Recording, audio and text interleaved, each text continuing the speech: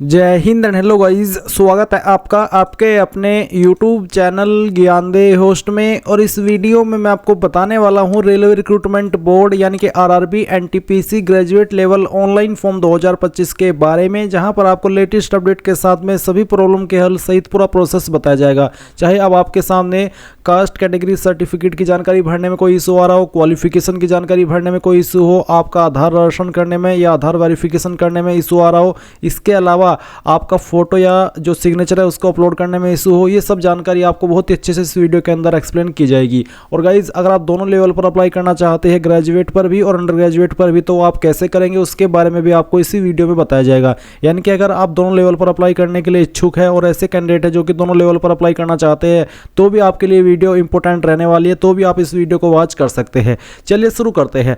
अगर आपने अभी तक वीडियो को लाइक शेयर नहीं किया हो तो कर देना और चैनल को सब्सक्राइब कर लेना। फिर जो लिंक मैंने आपको इस वीडियो को डिस्क्रिप्शन में दिया है, आप ओपन करेंगे, आपको जानने को मिलेगा कि भर्ती टोटल 8,868 वैकेंसी पर निकाली है, जिसमें कि 3,058 वैकेंसी तो अंडर ग्रेजुएट लेवल की है और 5,810 वैकेंसी ग्रेजुएट लेवल की है। फिर इसमें अगर आप फॉर्म की बात करें तो 21 अक्टूबर से लेकर के 20 नवंबर 2025 तक आप ग्रेजुएट लेवल के फॉर्म भरेंगे और 28 अक्टूबर से लेकर के 27 नवंबर 2025 तक आप अंडर ग्रेजुएट लेवल के फॉर्म भरेंगे। ग्रेजुएट लेवल पर किस पोस्ट पर कितनी वैकेंसी है और क्या सैलरी मिलेगी, एज लिमिट कितनी है वो आप देख सकते हैं, और अंडर ग्रेजुएट लेवल पर कितनी एज लिमिट है वो भी आप यहां पर चेक कर सकते हैं। अप्लाई करने के लिए बेसिकली सभी पोस्ट पर ग्रेजुएट की ही योग्यता मांगी है, और अगर आप अंडर ग्रेजुएट लेवल पर अप्लाई करेंगे तो आपसे 12वीं की योग्यता मांगी है। फीस यहां पर जनरल ओबीसी ईडब्ल्यूएस के लिए 500, बाकी कैटेगरी के लिए 250, जहां पर सीबीटी हो जाने पर जनरल ओबीसी ईडब्ल्यूएस को 400 रुपये फीस रिफंड की जाएगी और बाकी कैटेगरी कैंडिडेट को पूरी की पूरी फीस रिफंड कर दी जाएगी। अब आपने यहाँ पर एलिजिबिलिटी के बारे में पूरी जानकारी जान ली है। अगर आप इसमें एलिजिबल और आपका इंटरेस्ट है, चाहे आप किसी भी लेवल पर अप्लाई करना चाहते हैं, तो उसके लिए आप इस वीडियो को आगे वॉच कर सकते हैं। आपको क्या करना है, आप इंपॉर्टेंट लिंक के सेक्शन में आएंगे और अप्लाई ऑनलाइन लिंक ओपन करेंगे। इसके बाद आपके सामने यहाँ पर ये वेबसाइट आ जाएगी। अब मैं आपको बता दूं कि अगर आपने इस वेबसाइट का इस्तेमाल करके जब से ये लॉन्च हुई है 2024 या फिर 2025 में कोई भी फॉर्म भरा है, कोई सा भी जो कि इस वेबसाइट के माध्यम से भरा गया हो, तो आपका रजिस्ट्रेशन हो रखा है। आपको दोबारा से नया रजिस्ट्रेशन करने की आवश्यकता नहीं है। आप डायरेक्टली लॉगिन के ऊपर क्लिक करेंगे और सिलेक्ट करेंगे कि मुझे लॉगिन विद आधार इसका इस्तेमाल करके लॉगिन होना है या फिर login with RRB account credential. अगर ये सिलेक्ट करते हैं तो आपको आपका रजिस्टर्ड ईमेल एड्रेस या फिर नंबर और जो पासवर्ड आपने बनाया था उस वक्त वो, और फिर आई एम नॉट रोबोट के ऊपर क्लिक करके लॉगिन करेंगे। देन आपको सिलेक्ट करना हो कि आप नंबर के ऊपर ओटीपी चाहते हैं या ईमेल के ऊपर, जो भी आप सिलेक्ट कर लेंगे उसी के ऊपर ओटीपी जाएगा। जैसे आप ओटीपी डालेंगे तो आप इसमें लॉगिन हो जाएंगे। अगर गाइज आप ये वाला पासवर्ड भूल चुके हैं तो आप फॉरगॉट पासवर्ड के ऊपर क्लिक करके उसको रीसेट भी कर सकते हैं। इसके लिए आपको मोबाइल नंबर डालना होगा या फिर ईमेल आईडी और डेट ऑफ बर्थ, और फिर आई एम नॉट रोबोट के ऊपर क्लिक करके प्रोसीड करना होगा। देन आपको मैसेज और ईमेल के माध्यम से आपका एक न्यू पासवर्ड सेंड कर दिया जाएगा, जिसका इस्तेमाल करके आप लॉगिन हो जाएंगे। बट गाइज, अगर आप फ्रेशर है, आपने इस वेबसाइट का इस्तेमाल करके कोई फॉर्म भरा ही नहीं, ना 2024 के अंदर ना 2025 के अंदर, आप पहली बार ये फॉर्म भरने वाले हैं, तो आपको पहले इसमें रजिस्टर होना होगा। इसके लिए आपको अकाउंट बनाना है, तो आप यहाँ पर क्रिएट एन अकाउंट इसके ऊपर क्लिक करेंगे। अब आपको यहाँ पर नोट करके यही चीज़ बोली जा रही है जो कि मैंने अभी आपको बताई कि अगर आपने 2024 या 2025 के अंदर कोई फॉर्म भरा था सीईएन का, जो इस पोर्टल के माध्यम से भरा गया हो, तो आपको दोबारा से लॉगिन होने की आवश्यकता नहीं है, दोबारा से रजिस्टर होने की आवश्यकता नहीं है।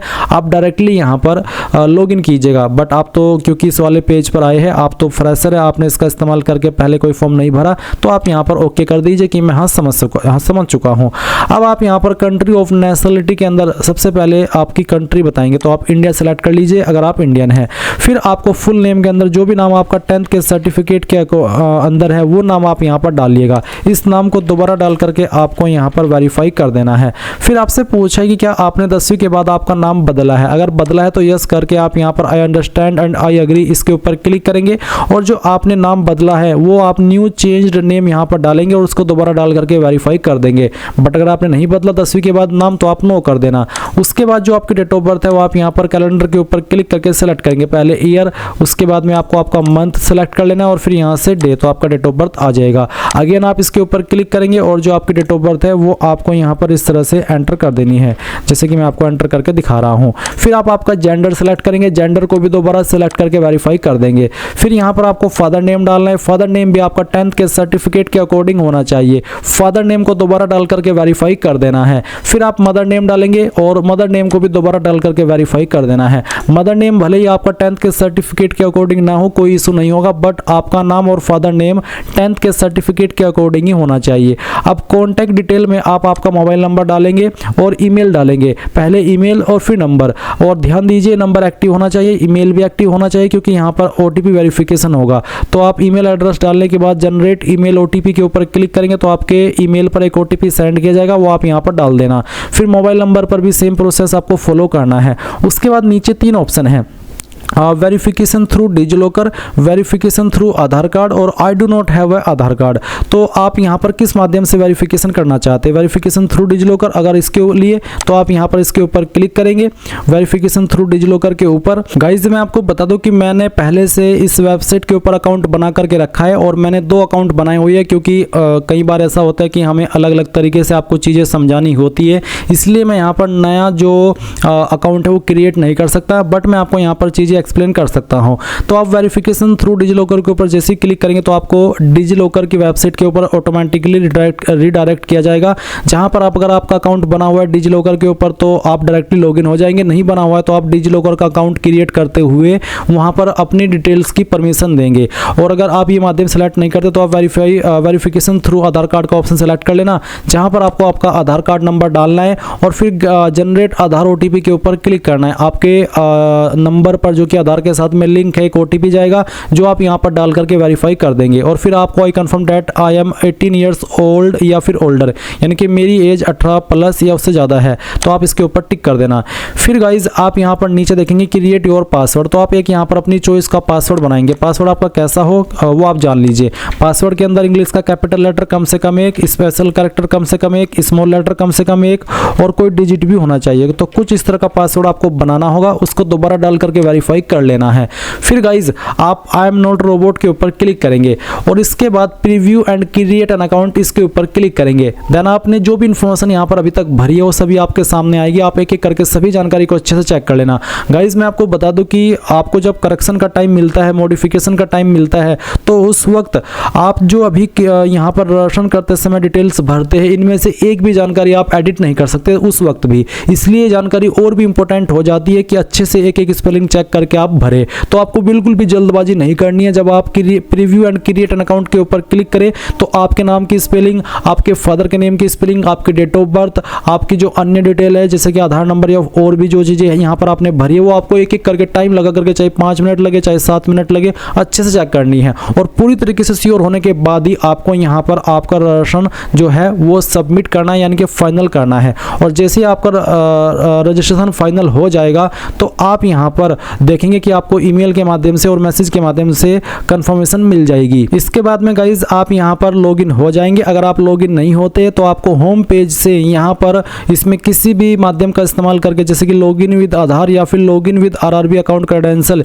इसके ऊपर क्लिक करेंगे। आपका रजिस्टर्ड नंबर या ईमेल एड्रेस जो अभी आपने रजिस्टर किया है, उसके बाद में जो पासवर्ड आपने बनाया वो डालेंगे और आई एम नॉट रोबोट के ऊपर क्लिक करके लॉगिन कर लेंगे। लॉगिन के ऊपर क्लिक करने के बाद आपके सामने कुछ ऐसा इंटरफेस आएगा। यहाँ पर आपको ऑनलाइन एप्लीकेशन के सेक्शन पर क्लिक करना है। इस सेक्शन पर क्लिक करने के बाद आप यहाँ पर जो रिसेंटली JEE की वैकेंसी आई है जिसके फॉर्म 31 अक्टूबर से 30 नवंबर 2025 तक भरे जाएंगे वो भी आप देखेंगे। और नीचे की तरफ आपकी जो RRB NTPC ग्रेजुएट लेवल और जो अंडर ग्रेजुएट लेवल की वैकेंसी है वो आप देखेंगे। ऊपर है आपकी ग्रेजुएट लेवल और नीचे है आपकी अंडर ग्रेजुएट लेवल पर। तो आपको सेलेक्ट करना है कि आपको किस लेवल पर अप्लाई करना है।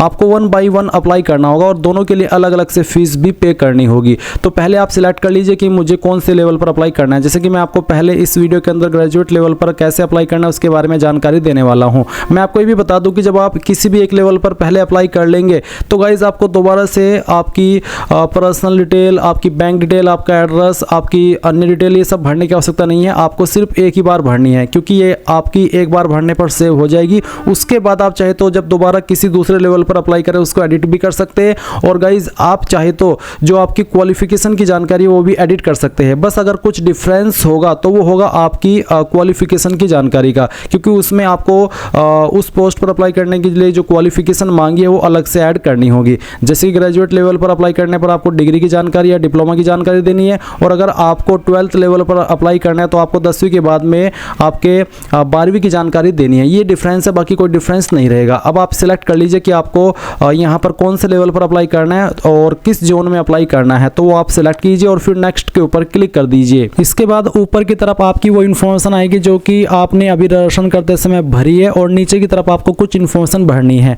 और अगर आप पहले से रजिस्टर्ड थे, यानी कि आपने 2024 या 2025 के अंदर इस वेबसाइट का इस्तेमाल करके कोई भी फॉर्म भरा है, तो आपने जो उस वक्त इन्फॉर्मेशन भरी थी ऑटोमेटिकली यहाँ पर फैच कर ली जाएगी, आपको दोबारा से भरने की आवश्यकता नहीं है। हाँ, अगर आप उसमें कोई चेंजेस करना चाहते तो वो आप यहाँ पर कर सकते हैं। तो अभी आपको आपका मैरिटल स्टेटस बताना है, मैरिड हो या फिर अनमैरिड हो, जो भी है वो आप सिलेक्ट कर लीजिए। इसके बाद में आप देखेंगे रिलीजन, तो जो भी आपका रिलीजन है वो आपको सिलेक्ट कर लेना है। रिलीजन सेलेक्ट करने के बाद में आप देखेंगे do you wish to avail fee exemption. जो फी एग्जाम्शन मिलता है, मैं आपको थोड़ा एक्सप्लेन कर देता हूँ कि ये ऑप्शन है क्या। जो मैंने आपको वीडियो की शुरुआत में बताया था कि जो जनरल ओबीसी ईडब्ल्यूएस उनको 500 रुपये फीस पे करनी है, और जो बाकी कैटेगरी कैंडिडेट है और फीमेल है उनको 250 रुपये फीस पे करनी है। तो ऐसे में मैंने आपको ये भी बताया था कि जब आपका CBT फर्स्ट हो जाएगा तो जनरल ओबीसी ईडब्ल्यूएस को 400 रुपये फीस रिफंड की जाएगी, भले ही आपने एग्जाम पास किया हो या फेल किया हो। और जो बाकी कैटेगरी कैंडिडेट है जिन्होंने 250 रुपये फीस पे की है उनको पूरी की पूरी फीस रिफंड होती है।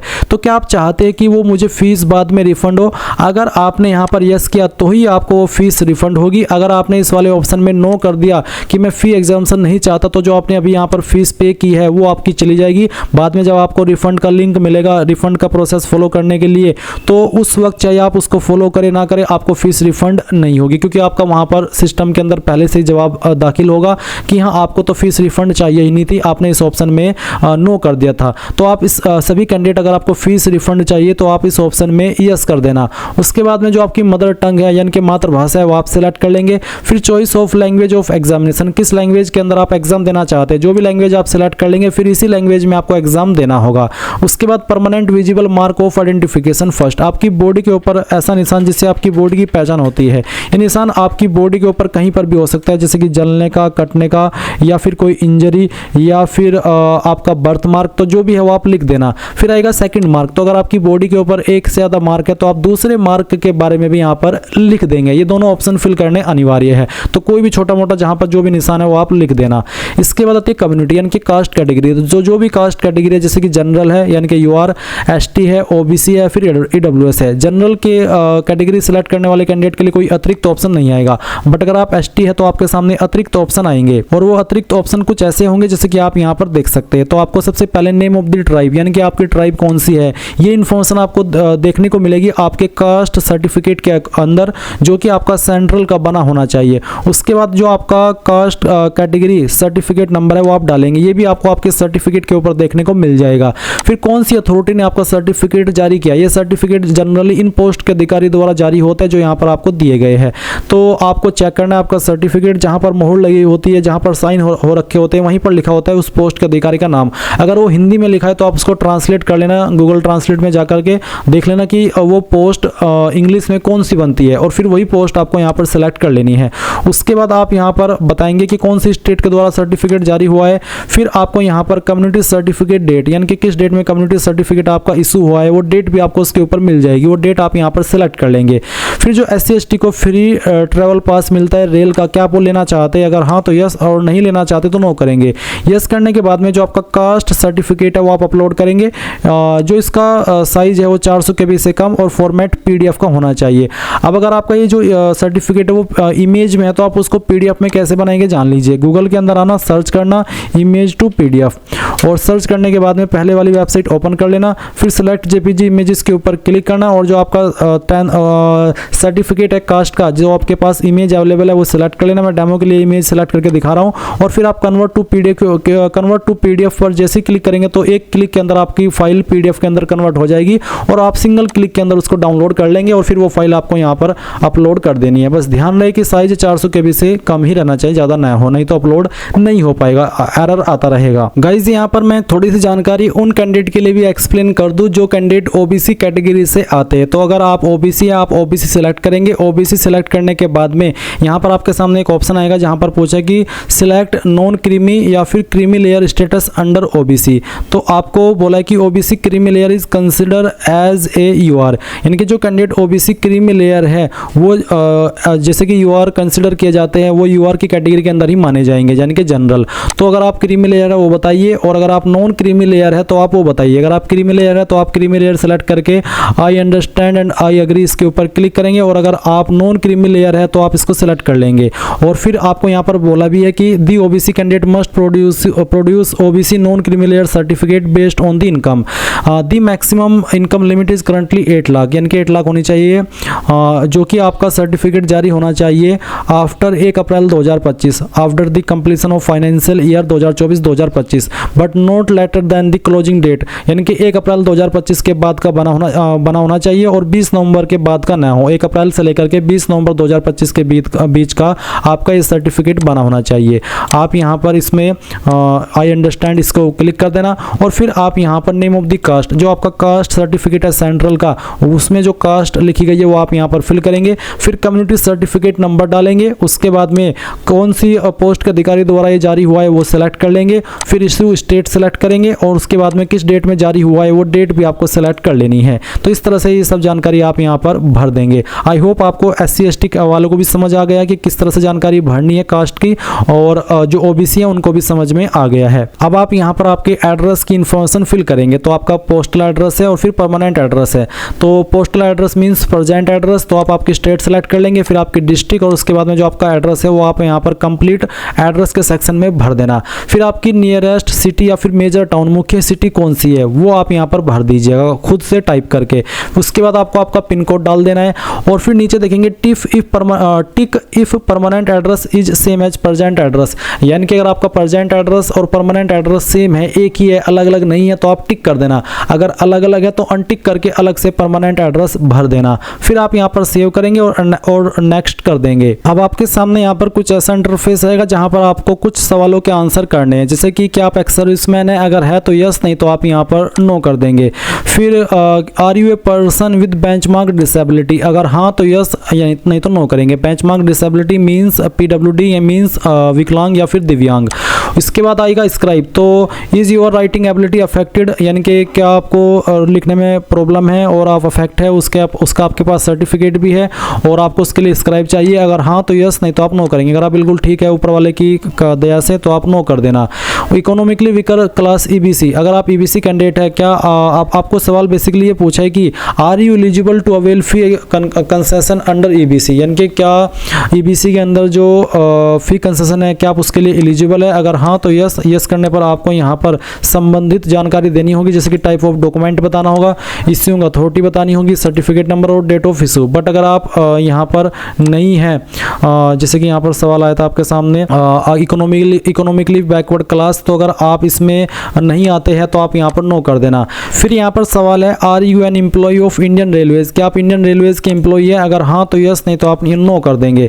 फिर सवाल है current employment details, name of the current department organisation, तो अगर आप कोई करंट डिपार्टमेंट में काम करें इनमें से, जैसे कि सेंट्रल गवर्नमेंट, स्टेट गवर्नमेंट या फिर पब्लिक सेक्टर अंडरटेकिंग, तो सिलेक्ट कर ले। अगर आप बेरोजगार है, कोई जॉब नहीं करे या फिर छोटी मोटी जॉब करे जो आप बताना नहीं चाहते क्योंकि वैसे ही प्राइवेट है बहुत छोटी मोटी, तो आप नॉट एप्लीकेबल के ऊपर क्लिक कर देना। इसके बाद आप देखेंगे बैंक डिटेल, तो आपको यहाँ पर refund of fee account holder name, यानी कि किस अकाउंट के अंदर आप फीस रिफंड चाहते हैं उसका नाम आप यहाँ पर भरेंगे। अब आपका सवाल है कि क्या मैं किसी और बैंक डिटेल भी दे सकता हूँ, तो हाँ आप दे सकते हैं, बट मैं आपको प्रेफर करूंगा कि अगर आपका बैंक अकाउंट है आप अपने ही बैंक अकाउंट की डिटेल भरें, अगर ना हो तब जाकर के आप अपना किसी और का डिटेल दे सकते हैं। फिर refund of fee bank account number, bank account का नंबर देना है, उसको दोबारा डाल करके कंफर्म कर देना है। फिर IFSC कोड डालना है जो कि आपको आपकी पासबुक के ऊपर और चेकबुक के ऊपर मिल जाएगा, या फिर गूगल के अंदर अपने बैंक का नाम लिखना, ब्रांच का नाम लिखना और IFSC कोड लिख करके सर्च करना, तो आप ऑनलाइन वे में भी अपना IFSC कोड प्राप्त कर सकते हैं। वो आप डाल देना और कंफर्म के ऊपर क्लिक करना, देन आपको बैंक का नाम और बैंक का एड्रेस यहाँ पर ऑटोमेटिकली देखने को मिल जाएगा। फिर आप यहाँ पर सेव करने के बाद नेक्स्ट के ऊपर क्लिक करेंगे। अब आपके सामने यहाँ पर क्वालिफिकेशन की जानकारी आएगी। तो गाइज यहाँ पर मेरा पहले से अकाउंट है इसलिए मेरी 10वीं की इन्फॉर्मेशन ऐड है, तो मैं इसी इन्फॉर्मेशन को एडिट करके आपको दिखाता हूँ। तो आप यहाँ पर देखेंगे कि सबसे पहले आप मैट्रिकुलेशन सेलेक्ट करेंगे, फिर बताएंगे कौन सी स्टेट से आपने आपकी 10वीं की है, किस डिस्ट्रिक्ट से की है वो डिस्ट्रिक्ट सेलेक्ट करेंगे, आपके बोर्ड का नाम यहाँ पर भरेंगे, चाहे वो कोई सा भी बोर्ड है, जैसे कि कि CBSE, यूपी या ICSE या फिर कोई अन्य स्टेट का बोर्ड, तो आप यहाँ पर लिख देना। उसके बाद में डेट ऑफ पासिंग किस डेट में पास की है, फिर 10वीं का रोल नंबर और 10वीं का सर्टिफिकेट नंबर या सीरियल नंबर, कोई एक चीज़ आप यहाँ पर भर देना। उसके बाद आप इसको ऐड कर देंगे। ऐड करने के बाद में आप यहाँ पर सिलेक्ट क्वालिफिकेशन में बैचलर डिग्री सेलेक्ट करेंगे, डिसिप्लिन सब्जेक्ट में बैचलर डिग्री, उसके बाद में name of the course as existing on certificate, कौन सा क्वालिफिकेशन ग्रेजुएट में, BA, BSc, BCom जो भी है वो आप लिख देना।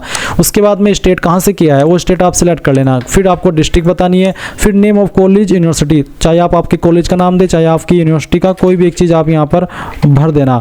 उसके बाद में डेट ऑफ पासिंग, किस डेट में आपने इसको पास कर लिया था वो डेट भी आपको यहाँ पर सिलेक्ट कर लेना होगा। उसके बाद में do you have typing proficiency in English, Hindi on computer, क्या आपको टाइपिंग प्रोफिशिएंसी या टाइपिंग आती है, चाहे हिंदी के अंदर चाहे इंग्लिश के अंदर, कंप्यूटर के अंदर। अगर हाँ तो यस, नहीं आती है तो नो कर देना, ये आपकी चॉइस है, इससे कोई आपके फॉर्म के ऊपर प्रभाव नहीं पड़ेगा। उसके बाद आप ऐड करेंगे तो ये जानकारी आपकी ऐड हो जाएगी। अब आप यहाँ पर नेक्स्ट के ऊपर क्लिक कर देंगे। नेक्स्ट के ऊपर क्लिक करने के बाद आपके सामने यहाँ पर कुछ ऐसा इंटरफेस आएगा जहाँ पर आपको फोटो अपलोड करना है लाइव वाला और सिग्नेचर अपलोड करना है। और इसमें आपको सैंपल ऑफ फ्यू रिजेक्टेबल फोटोज, यानी कि किस तरह का फोटो रिजेक्ट होगा वो आप देख लीजिए। आपका फोटो का बैकग्राउंड बिल्कुल व्हाइट होना चाहिए, क्लियर होना चाहिए, बिल्कुल कोई रंग बिरंगा नहीं होना चाहिए और बिल्कुल सटीक आप सामने होने चाहिए। और कपड़े भी आपके बिल्कुल अच्छे होने चाहिए, क्योंकि कई बार ये जो आप फोटो क्लिक करते हैं इसमें अगर आपका कपड़े रंग बिरंगे होते तो कैमरा बार बार आपको एरर देता रहता है। इसलिए बहुत ही अच्छे तरीके से बोला कि dress in non white clothing, जो वाइट कपड़े ना हो, नॉन वाइट के अलावा कोई भी कपड़े, वाइट के अलावा कोई भी कपड़े पहन करके आप अपना ये फोटो क्लिक कर सकते हैं। और फिर सिग्नेचर भी आपको अपलोड करना होगा।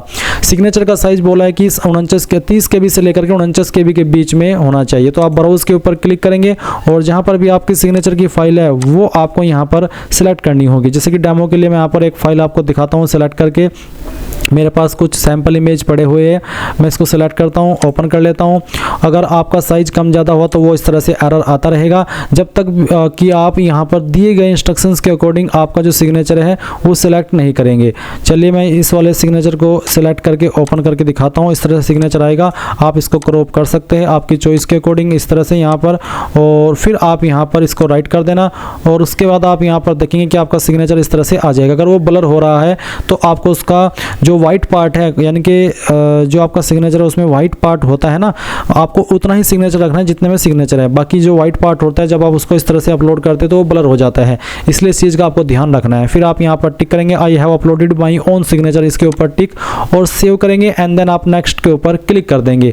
और गाइज मैं आपको जो आपका लाइव फोटो है उसके बारे में थोड़ी सी जानकारी और बताता हूँ एक अन्य वीडियो से, थोड़ा एजुकेशनल पर्पज़ के रूप में। गाइज ये जानकारी उन कैंडिडेट के लिए जो कि फॉर्म मोबाइल से भर रहे हैं और वो अपना फोटो मोबाइल से अपलोड करना चाहते, तो आप यहाँ पर capture live image from mobile इसके ऊपर क्लिक करेंगे। इसके ऊपर क्लिक करने के बाद में यहाँ पर गाइज आपको कुछ ऐसा विकल्प देखने को मिलेगा। आप QR कोड को स्कैन करना और फिर जो लिंक आएगा उसके ऊपर क्लिक करना। उसके बाद आपको RRB अप्लाई इस तरह की वेबसाइट ओपन होगी। आप यहाँ पर 2 फैक्टर ऑथेंटिकेशन के माध्यम से इसमें लॉगिन हो जाना और फिर आप यहाँ पर इसको अलाउ कर देना। अलाउ करने के बाद में आप यहाँ पर इस तरह का इंटरफेस देखेंगे जैसे कि आप देख पा रहे हैं। आपको कैप्चर लाइव इमेज इसके ऊपर क्लिक करना होगा। जैसे आप कैप्चर लाइव इमेज के ऊपर क्लिक करेंगे तो आपका कैमरा ऑन हो जाएगा। आप बहुत ही सिंपल तरीके से अपना जो फोटो है वो कैप्चर कर लेंगे।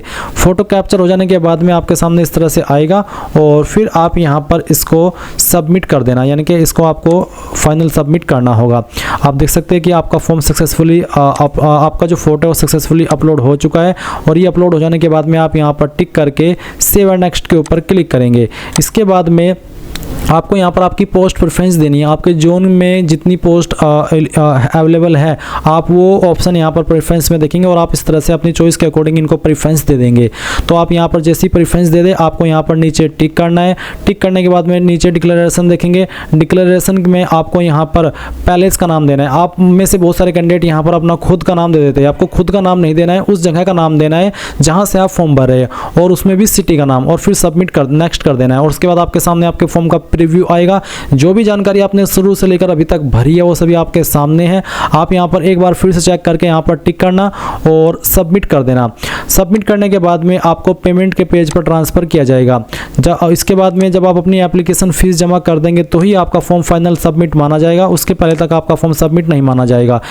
इसलिए गाइज आप यहाँ पर जो आपकी फ़ीस है वो पे कीजिए, और पे भी तब कीजिए जब आप पूरी तरीके से श्योर हो जाए। और इस तरह से गाइज आप लोग आरआरबी एनटीपीसी ऑनलाइन फॉर्म 2025 भर पाएंगे। आई होप ये प्रोसेस आपको पसंद आया होगा। कोई भी सवाल डाउट रह गया हो किसी भी जानकारी को लेकर के तो आप कमेंट के माध्यम से पूछ लेना। Thanks for watching. जय हिंद।